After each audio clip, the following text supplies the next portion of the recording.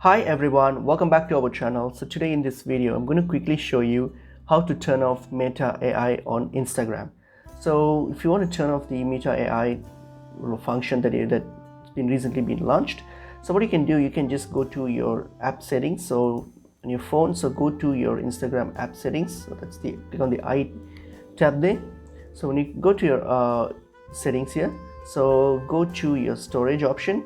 So when you go to storage option here, try to clear your cache and the data. Okay, so clear up your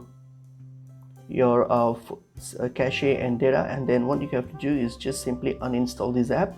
So once you've uninstalled the app, and then now what you're going to do, you're going to just go and download any older version of Instagram. So if you can Google Instagram APKs, then you'll find something that's a bit older than your current one.